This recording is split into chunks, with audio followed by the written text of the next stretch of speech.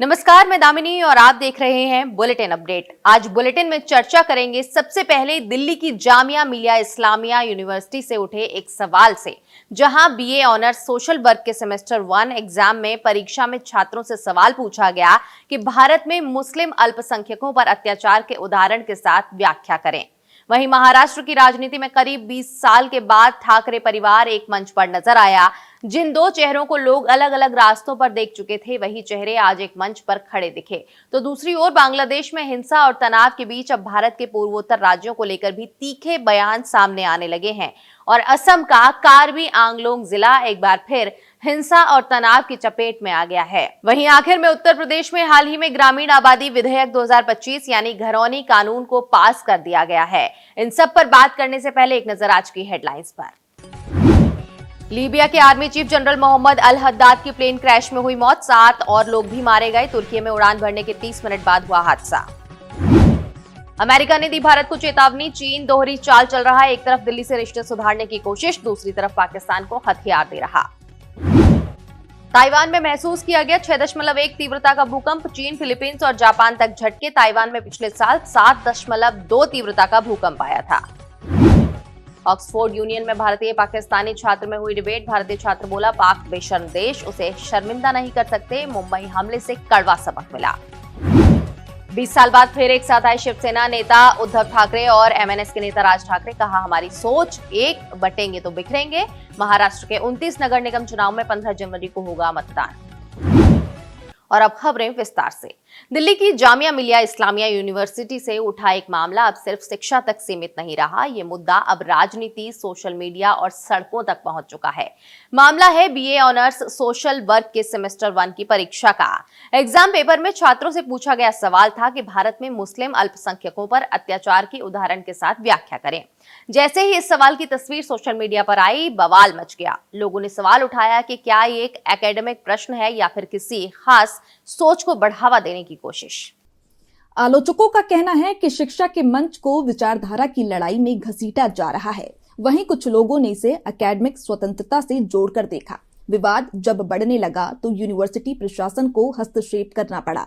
जामिया मिलिया इस्लामिया ने department of social work के professor Virendra Balaji को तत्काल निलंबित कर दिया और इसके साथ ही पूरे मामले की जांच के लिए एक जांच कमेटी का गठन किया गया है। यूनिवर्सिटी का कहना है कि जांच पूरी होने तक प्रोफेसर निलंबन में रहेंगे और रिपोर्ट के आधार पर आगे की कार्यवाही तय की जाएगी। ये पूरा विवाद ऐसे समय सामने आया है जब जामिया पहले से ही कई मुद्दों को लेकर सुर्खियों में है। कुछ दिन पहले बटला हाउस मुठभेड़ की बरसी के मौके पर हुए विरोध मार्च के दौरान कई छात्रों को हिरासत में लिया गया था। छात्र संगठनों ने आरोप लगाया था कि छात्रों के साथ जबरदस्ती की गई और यूनिवर्सिटी प्रशासन ने पुलिस का साथ दिया।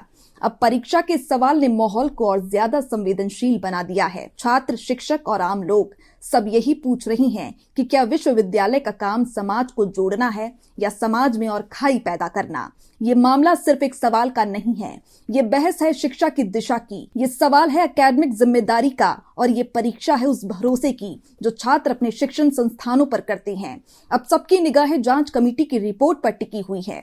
देखना होगा कि ये मामला यही थमता है या जामिया एक बार फिर किसी बड़े विवाद का केंद्र बनता है। वहीं महाराष्ट्र की राजनीति में एक बार फिर बड़ा मोड़ आया है। करीब 20 साल बाद ठाकरे परिवार फिर एक मंच पर नजर आया। जिन दो नेताओं को लंबे समय से अलग अलग राहों पर चलते देखा गया, वो अब एक साथ खड़े दिखे और मंच से दिया गया साफ संदेश, बटोगे तो कटोगे। उद्धव ठाकरे की शिवसेना और राज ठाकरे की महाराष्ट्र नवनिर्माण सेना ने मिलकर गठबंधन का ऐलान कर दिया है। प्रेस कॉन्फ्रेंस में उद्धव ठाकरे ने कहा कि ये गठबंधन सत्ता या स्वार्थ के लिए नहीं बल्कि एकजुट रहने और मराठी अस्मिता को मजबूत करने के लिए है। उन्होंने मंच से कहा कि हम बटेंगे तो कटेंगे और इस वजह से एक साथ आए हैं। उद्धव ठाकरे ने यह भी संकेत दिया कि जो लोग भाजपा के भीतर चल रही गतिविधियों से असहज है, उनके लिए शिवसेना और एमएनएस का ये गठबंधन एक नया विकल्प हो सकता है। वहीं राज ठाकरे ने बीएमसी चुनाव को लेकर तीखा संदेश दिया। उन्होंने कहा कि मुंबई को अब एक मराठी मेयर ही मिलेगा। राज ठाकरे के इस बयान को सीधे तौर पर मुंबई की सियासत और आने वाले चुनावी समीकरणों से जोड़कर देखा जा रहा है। दोनों नेताओं के तेवर और भाषा से साफ था कि ये गठबंधन पूरी तैयारी के साथ मैदान में उतरने जा रहा है। प्रेस कॉन्फ्रेंस के बाद मंच पर जो दृश्य देखने को मिला उसने लोगों को भावुक कर दिया। उद्धव ठाकरे, राज ठाकरे और उनके परिवार के सदस्य एक साथ मंच पर खड़े नजर आए। शिवसेना के नेता संजय राउत भी इस मौके पर मौजूद थे। मंच के पीछे लगाए गए पोस्टर ने भी खास संदेश दिया। वहां न उद्धव ठाकरे की तस्वीर थी और न ही राज ठाकरे की। दोनों पार्टियों के चुनाव चिन्हों के बीच सिर्फ बाला साहब ठाकरे की तस्वीर लगी थी, जो इस गठबंधन की वैचारिक नींव और विरासत को दर्शा रही थी। गठबंधन के ऐलान के बाद ठाकरे ब्रदर्स अपने परिवार के साथ शिवाजी पार्क स्थित बाला साहब ठाकरे के स्मृति स्थल पहुंचे और उन्हें श्रद्धांजलि दी। इस मौके पर उद्धव ठाकरे के बेटे आदित्य ठाकरे और राज ठाकरे के बेटे अमित ठाकरे भी मौजूद थे। पूरा ठाकरे परिवार एक साथ नजर आया, जिसने ये साफ कर दिया कि ये सिर्फ राजनीतिक समझौता नहीं बल्कि पारिवारिक एकजुटता का भी संदेश है। ठाकरे ब्रदर्स का साथ आना महाराष्ट्र की राजनीति में एक बड़े बदलाव का संकेत माना जा रहा है। अब सबकी निगाहें आने वाले नगर परिषद और बीएमसी चुनाव पर टिकी हुई है, जहां ये गठबंधन किस तरह की सियासी तस्वीर पेश करता है, ये देखना दिलचस्प होगा। अब सवाल सिर्फ गठबंधन का नहीं है, सवाल ये है कि क्या ठाकरे ब्रदर्स की ये वापसी महाराष्ट्र की राजनीति की दिशा बदल देगी, क्योंकि जब बिखराव खत्म होता है तभी असली मुकाबला शुरू होता है। और दूसरी तरफ बांग्लादेश में हालात अभी भी पूरी तरह शांत नहीं है। एक तरफ वहां सियासी बयान तेज होते जा रहे हैं, तो दूसरी तरफ हिंसा और तनाव की खबरें लगातार सामने आ रही हैं। इसी बीच अब भारत के पूर्वोत्तर राज्यों को लेकर भी विवादित बयान सुनाई देने लगे हैं। इन्हीं हालातों के बीच असम के मुख्यमंत्री हिमंता बिस्वा शर्मा का एक बयान सामने आया, जिसने देश की राजनीति में हलचल मचा दी है। क्या बदल जाएगी असम की पहचान? असम की पहचान पर मंडराया खतरा। 40% आबादी पर सीएम ने किया सनसनीखेज दावा। बांग्लादेश में हालात लगातार अस्थिर बने हुए हैं। एक तरफ वहां राजनीतिक बयानबाजी अपने चरम पर है, तो दूसरी तरफ हिंसा और तनाव थमने का नाम नहीं ले रहा। इन हालातों के बीच अब भारत के पूर्वोत्तर राज्यों को लेकर भी तीखे बयान सामने आने लगे हैं। इसी पृष्ठभूमि में असम के मुख्यमंत्री हिमंत बिस्वा शर्मा का एक बयान सामने आया है, जिसने देश की राजनीति में नई बहस छेड़ दी है। सवाल उठने लगे हैं कि क्या बांग्लादेश में चल रही गतिविधियों का असर अब सीधे तौर पर भारत के सीमावर्ती राज्यों पर पड़ रहा है, और क्या असम की जनसंख्या संरचना वाकई खतरे में है। दरअसल 23 दिसंबर को गुवाहाटी में एक सरकारी कार्यक्रम के बाद मीडिया से बातचीत में मुख्यमंत्री हिमंत बिस्वा शर्मा ने कहा कि वह पिछले 5 सालों से असम में अनियंत्रित प्रवासन को लेकर लगातार चेतावनी देते आ रहे हैं। उन्होंने दावा किया कि इस समय असम की करीब 40% आबादी बांग्लादेश से आए लोगों की है। मुख्यमंत्री ने साफ शब्दों में कहा कि अगर इसमें 10% की और बढ़ोतरी हुई तो हालात ऐसे बन सकते हैं कि असम की पहचान ही बदल जाएगी। उन्होंने कहा कि अगर यह आंकड़ा और बढ़ा तो हम खुद ही अल्पसंख्यक बन जाएंगे। मुख्यमंत्री का यह बयान उस कथित टिप्पणी के जवाब में आया है जिसमें बांग्लादेश के एक नेता ने पूर्वोत्तर भारत को ढाका से जोड़ने जैसी बात कही थी। हाल के दिनों में बांग्लादेश के कुछ राजनीतिक नेताओं के बयान भी विवाद का कारण बने हैं। इसी महीने बांग्लादेश की नवगठित नेशनल सिटीजन पार्टी के नेता हसनत अब्दुल्ला ने कथित तौर पर कहा था कि अगर भारत बांग्लादेश को अस्थिर करने की कोशिश करता है तो ढाका को भारत के पूर्वोत्तर राज्यों को अलग थलग करने और वहां अलगाववादी ताकतों का समर्थन करने पर विचार करना चाहिए।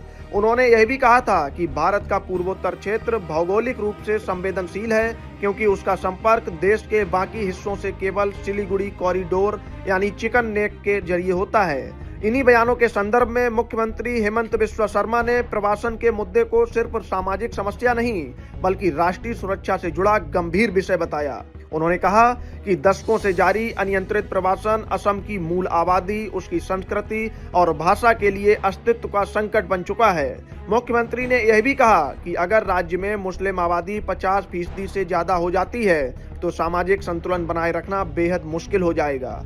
मुख्यमंत्री के मुताबिक सरकारी और सामाजिक आंकड़ों के आधार पर अनुमान है कि असम में मुस्लिम आबादी 2021 में करीब 38% थी। उन्होंने बताया कि 1961 में अब तक यहां हर दशक में 4 से 5% की बढ़ोतरी देखी गई है। अगर यही रफ्तार बनी रही तो 2027 तक यह आंकड़ा 40% या उससे भी ज्यादा हो सकता है। उनका कहना है कि इसी वजह से असम में पहचान से जुड़ी राजनीति कोई विकल्प नहीं बल्कि मजबूरी बन चुकी है। बांग्लादेश में मौजूदा राजनीतिक अस्थिरता और वहां से आ रही बयानबाजी के बीच यह बहस और तेज हो गई है कि सीमा पार हालात का असर भारत के पूर्वोत्तर राज्यों पर पड़ सकता है। अवैध प्रवासन, जनसंख्या का दबाव और क्षेत्रीय सुरक्षा जैसे मुद्दे एक बार फिर से चर्चा के केंद्र में हैं। हेमंत बिस्वा शर्मा का बयान इसी बड़ी चिंता को सामने लाता है जो अब सिर्फ असम तक सीमित नहीं है बल्कि पूरे देश की सुरक्षा और सामाजिक संतुलन से जुड़ी हुई है। बयानबाजी चाहे जैसी हो, लेकिन इतना साफ है कि बांग्लादेश में जो भी कुछ हो रहा है उसका असर भारत के पूर्वोत्तर पर भी पड़ रहा है और असम इस पूरी बहस के केंद्र में आ चुका है। अब सवाल यह है कि इस चुनौती से निपटने के लिए आगे क्या कदम उठाए जाते हैं। Bureau report, Bharat update desk. और असम का कार्बी आंगलोंग जिला एक बार फिर अशांति की आग में झुलस गया है। आदिवासी क्षेत्रों से कथित अतिक्रमण हटाने की मांग को लेकर चल रहा आंदोलन अचानक हिंसक हो गया। हालात इतने बिगड़ गए कि 2 लोगों की मौत हो गई जबकि 38 पुलिसकर्मियों समेत करीब 45 लोग घायल हो गए। स्थिति पर काबू पाने के लिए पुलिस को लाठीचार्ज करना पड़ा और आंसू गैस के गोले भी दागे गए। फिलहाल इलाके में तनाव बना हुआ है और सुरक्षा बलों की तैनाती बढ़ा दी गई है। असम के कार्बी आंगलोंग में अचानक भड़की हिंसा, पुलिस और प्रदर्शनकारियों में जबरदस्त झड़प, आदिवासी जमीन विवाद ने लिया उग्र रूप, बाजारों में आगजनी, कई दुकानें तबाह। असम का कार्बी आंगलोंग जिला एक बार फिर हिंसा और तनाव की चपेट में आ गया है। आदिवासी इलाकों से कथित अतिक्रमण हटाने की मांग को लेकर चल रहा आंदोलन अचानक बेकाबू हो गया। हालात इतने बिगड़ गए कि 2 लोगों की जान चली गई और 38 पुलिसकर्मियों समेत करीब 45 लोग घायल हो गए। बाजारों में आगजनी हुई, दुकानों को नुकसान पहुंचाया गया और हालात संभालने के लिए पुलिस को लाठीचार्ज और आंसू गैस का इस्तेमाल करना पड़ा। जो तस्वीरें आप अपनी स्क्रीन पर देख रहे हैं वो कार्बी आंगलोंग की ही हैं और ये तस्वीरें हालात की गंभीरता को साफ दिखाती हैं। कार्बी आंगलोंग और पश्चिमी कार्बी आंगलोंग जिलों में स्थिति बेहद तनावपूर्ण बनी हुई है। हालात को काबू में रखने के लिए प्रशासन ने इंटरनेट सेवाएं अस्थायी रूप से बंद कर दी हैं और संवेदनशील इलाकों में अतिरिक्त सुरक्षा बल तैनात किए गए हैं। दरअसल यह पूरा विवाद आदिवासी इलाकों में स्थित ग्राम चौराई आरक्षित भूमि और पेशेवर चौराई आरक्षित भूमि को लेकर है। ये जमीनें संविधान की 6ठी अनुसूची के तहत आदिवासी समुदाय के अधिकारों की सुरक्षा के लिए संरक्षित हैं। स्थानीय आदिवासी संगठनों का आरोप है कि इन जमीनों पर लंबे समय से अवैध कब्जे हैं और इन्हें हटाने की मांग को लेकर ही आंदोलन किया जा रहा था। पिछले करीब 2 हफ्तों से फलांगपी इलाके में कार्बी समुदाय और अन्य आदिवासी समूह अनिश्चितकालीन भूख हड़ताल पर बैठे थे। सोमवार को प्रदर्शन के दौरान कुछ दुकानों में आग लगा दी गई, जिसके बाद इलाके में निषेधाज्ञा लागू कर दी गई। लेकिन इसके बावजूद मंगलवार को बड़ी संख्या में लोग सड़कों पर उतर आए। मंगलवार को खिरौनी बाजार इलाके में हालात उस वक्त और बिगड़ गए जब 2 अलग अलग गुट आमने सामने आ गए। एक तरफ वे लोग थे जिनकी दुकानें एक दिन पहले हिंसा में जला दी गई थीं और जो शांति की मांग कर रहे थे। दूसरी तरफ आदिवासी इलाकों से अतिक्रमण हटाने की मांग कर रहे आंदोलनकारी थे। देखते ही देखते दोनों पक्षों के बीच पथराव शुरू हो गया। इस झड़प में प्रदर्शनकारियों के साथ साथ पुलिसकर्मी और मौके पर मौजूद मीडिया कर्मी भी घायल हो गए। हालात काबू से बाहर होते देख पुलिस को लाठीचार्ज करना पड़ा और आंसू गैस के गोले छोड़े गए।